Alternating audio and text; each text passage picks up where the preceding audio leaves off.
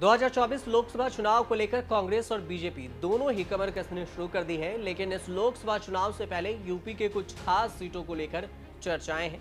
अमेठी से राहुल गांधी, बनारस से प्रियंका गांधी चुनाव लड़ेंगी या नहीं। जब से यूपी कांग्रेस के नए अध्यक्ष अजय राय बने हैं, तब से ये चर्चाएं और भी तेज हो गई है।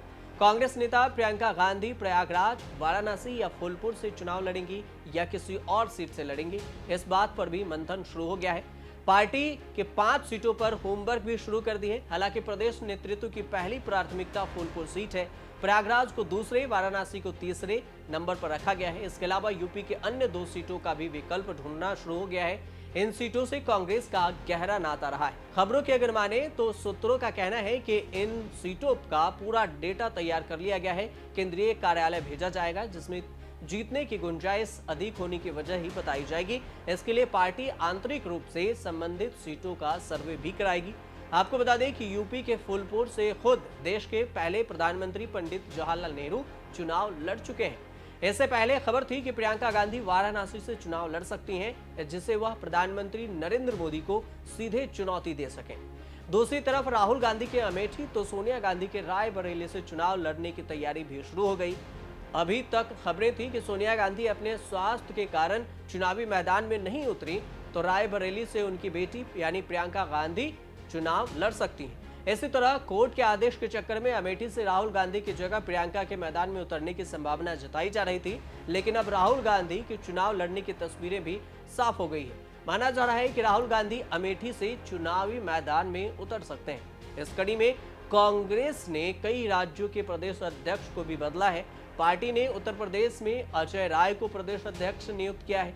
अब प्रदेश अध्यक्ष की जिम्मेदारी मिलते ही अजय राय एक्शन में आ गए हैं और अजय राय ने मीडिया से बातचीत में राहुल गांधी के अमेठी से लोकसभा चुनाव लड़ने का ऐलान भी कर दिया। इस दौरान अजय राय प्रियंका गांधी के चुनाव लड़ने पर भी बयान दिए। उन्होंने कहा कि प्रियंका गांधी चाहे तो वाराणसी से चुनाव लड़ सकती हैं।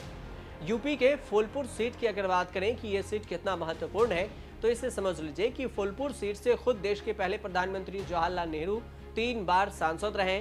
16 चुनावों में से सिर्फ 2 बार बीजेपी को जीत मिली है। 7 बार कांग्रेस को, 6 बार सपा, 1 बार बसपा और 2 बार जनता दल का कब्जा रहा। इसी तरह प्रयागराज में 7 बार कांग्रेस सांसद और 4 बार बीजेपी का कब्जा रहा। वाराणसी में भी कांग्रेसियों का गढ़ है। यहाँ से चुनाव लड़ने पर पूरे देश की निगाहें टिकेंगी। इस 3 सीटों के अलावा 2 अन्य सीटें भी अभी तय नहीं हो सकी। वाराणसी प्रधानमंत्री नरेंद्र मोदी की संसदीय सीट है और यहां से 2014 और 2019 में चुनाव जीत चुके हैं।